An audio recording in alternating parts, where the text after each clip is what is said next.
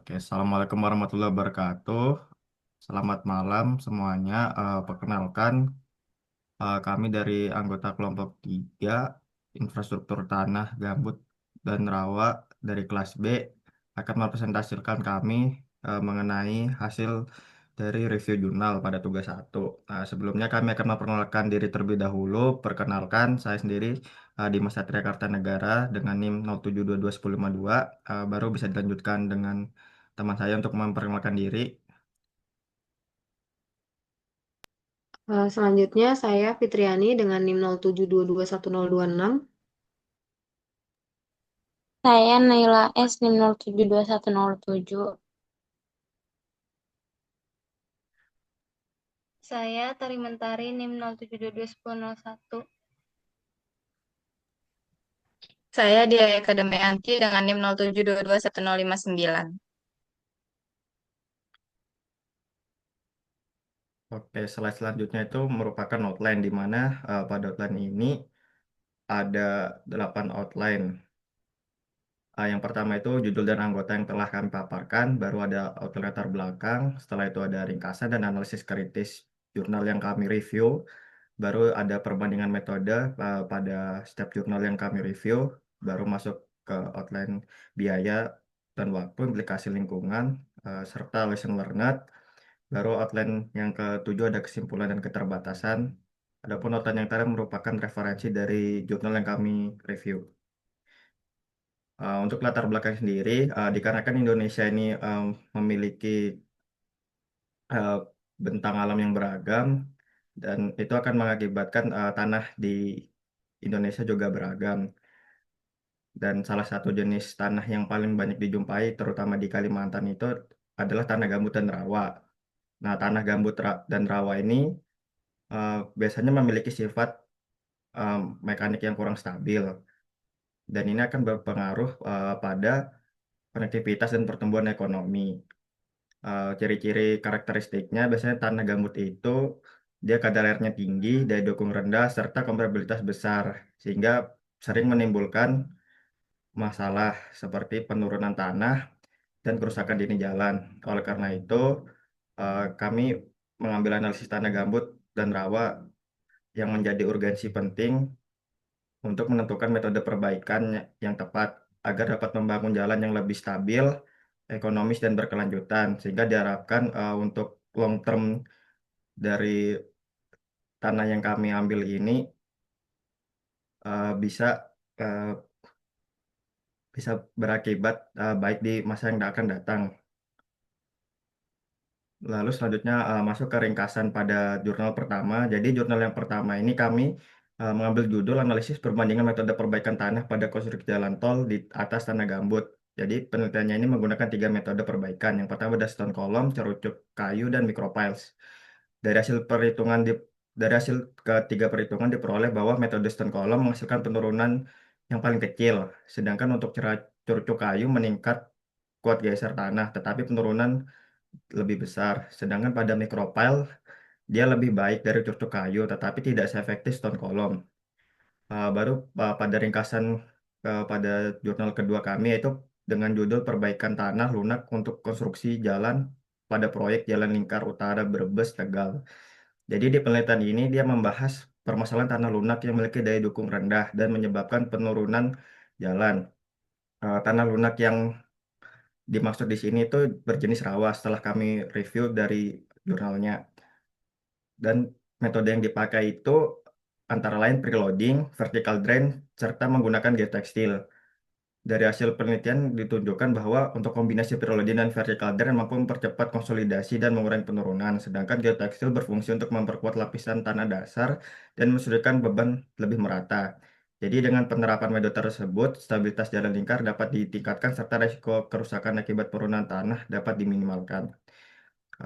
Slide selanjutnya akan dilanjutkan oleh teman saya. Selanjutnya masuk ke outline tantangan teknis. Jadi dari dua jurnal tersebut memiliki tantangan teknis yang sama, yaitu diakibatkan oleh tanah gambut yang dapat menyebabkan perencanaan maupun pelaksanaan proyek sulit terlaksana.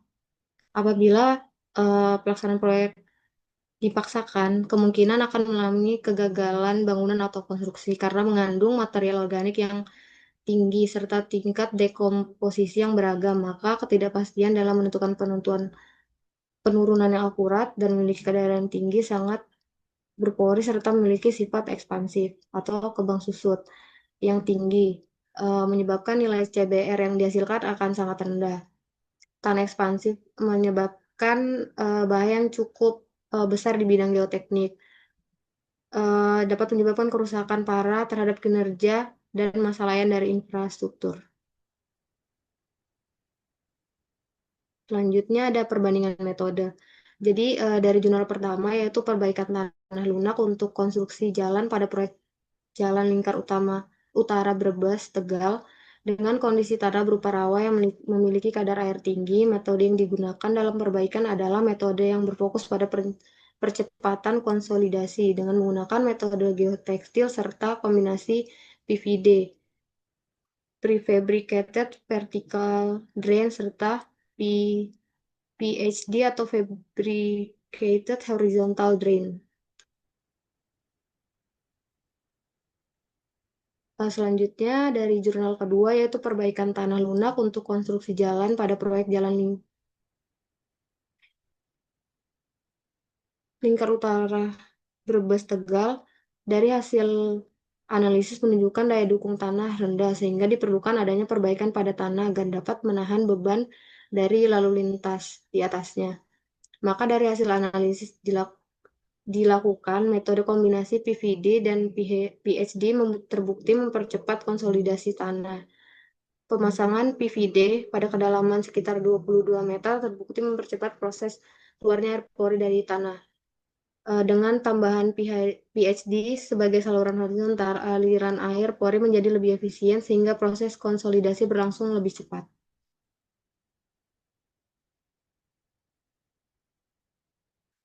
Selanjutnya, perbandingan metode dengan geotekstil.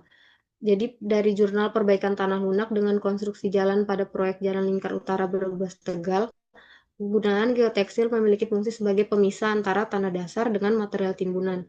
Dari hasil analisis menunjukkan geotekstil mampu mencegah pencampuran material timbunan dengan tanah lunak, sehingga meminimalkan resiko kerusakan akibat tercampurnya tanah serta geotekstil mampu menyebarkan beban dengan lebih merata. Mungkin selanjutnya akan dilanjutkan oleh teman saya.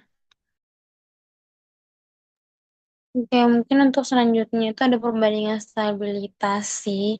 Jadi untuk jurnal perbaikan tanah lunak untuk konstruksi jalan pada proyek Jalan Lingkar Utara Brebes Tegal, itu dari hasil penelitiannya menunjukkan dengan menggunakan metode kombinasi PFD dan PSD dapat mempercepat proses konsolidasi serta menurunkan tingkat penurunan tanah. Sedangkan metode geotekstil dapat mendistribusikan beban dengan lebih merata. Dan untuk pada jurnalis perbandingan metode perbaikan tanah pada konstruksi jalan tol di atas tanah gambut, metode Stonecroft meningkatkan daya dukung tanah paling tinggi dengan menggunakan kerucut kayu, dapat meningkatkan kuat geser, tetapi penurunan tanah besar, sedangkan micropile penurunan tanah kecil, tetapi tidak sebaik stone column. Ya, mungkin untuk slide selanjutnya itu untuk perbandingan metode pada jurnal yang kedua yaitu pada jurnal analisis perbandingan metode perbaikan tanah pada konstruksi jalan tol di atas tanah gambut. Untuk jurnal itu tuh ada 3 metode yang digunakan, yaitu ada metode stone column, kerucut, dan metode micropile. Mungkin slide selanjutnya. Nah, untuk metode stone column sendiri, metode itu gunain pakai kolom batu untuk memperbaiki daya dukung tanah sekaligus mengurangi penurunan. Jadi hasil analisis menunjukkan stone column memberikan penurunan terkecil itu kurang lebih 1,16 meter. Jadi ini tuh dianggap paling efektif untuk konstruksi tanah di atas tanah gambut. Ya, jadi slide selanjutnya itu ada metode cerucuk kayu. Jadi metode ini tuh cukup tradisional dengan menanam batang kayu rapat dalam tanah gambut untuk meningkatkan kepadatan dan kuat geser. Namun dari jurnal yang jelaskan tadi itu hasilnya tuh relatif besar, yaitu 1 sampai 21 meter. Jadi efektivitasnya lebih rendah dibanding metode lain. Terus yang terakhir itu ada metode micropile. Metode ini tuh cukup modern dengan menggunakan tiang kecil dari beton bertulang atau baja yang dipasang dengan pengeboran. Lebih baik daripada cerucuk kayu dalam daya dukung, tapi hasil penurunan itu masih sekitar 1 kurang lebih 1,21 meter dan tidak seefektif stone column metode yang sebelumnya. Selanjutnya teman saya.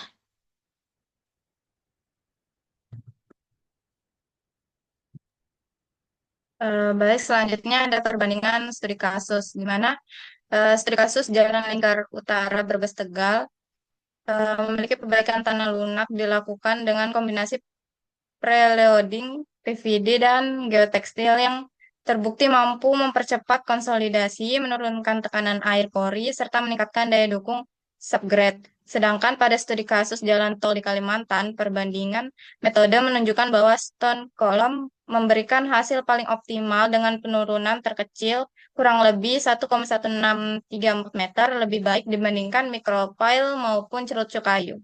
Mungkin next. Selanjutnya ada implikasi lingkungan. Pada jurnal analisis penurunan jalan di atas tanah gambut tanpa perbaikan di Pekanbaru yang menunjukkan metode tegangan efektif, tegangan vertikal, dan penurunan konsolidasi, implikasi lingkungannya itu lebih bersifat tidak langsung. Metode ini hanya analitis. Namun, jika hasil perhitungan diaplikasikan tanpa perbaikan tanah, konstruksi jalan beresiko mengalami penurunan berlebih. Kondisi tersebut dapat menyebabkan kerusakan jalan, meningkatnya kebutuhan material untuk perbaikan berulang, serta pemborosan sumber daya yang pada akhirnya menambah jejak karbon dari aktivitas konstruksi tambahan. Sedangkan pada jurnal analisis perbandingan metode perbaikan tanah pada konstruksi jalan tol di atas tanah gambut yang membahas tentang stone column, cerucuk kayu, dan micropile, masing-masing metode memiliki implikasi lingkungan yang berbeda. Seperti pada stone column relatif lebih ramah dalam jangka panjang karena stabil dan minim perawatan, meski berdampak pada penambangan batu.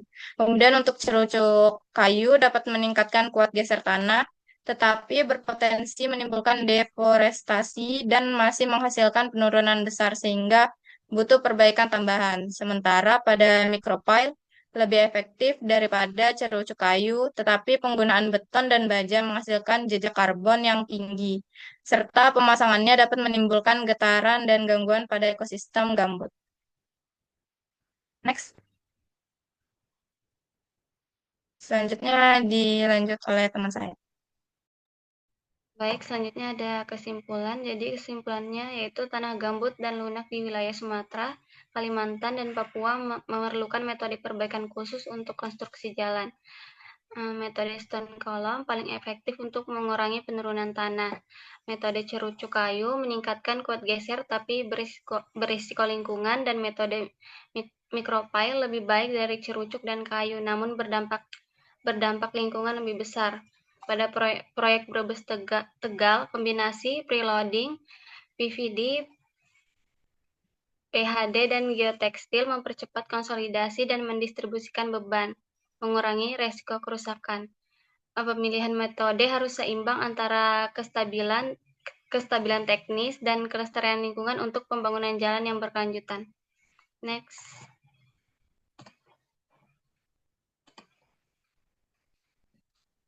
Selanjutnya ada keterbatasan. Keterbatasan pada kedua jurnal ini adalah tidak adanya pembahasan mengenai biaya dan waktu.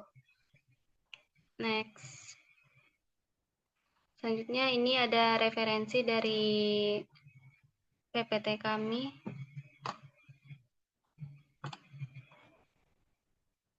Next. Mungkin itu saja presentasi dari kelompok kami. Kurang lebihnya kami mohon maaf.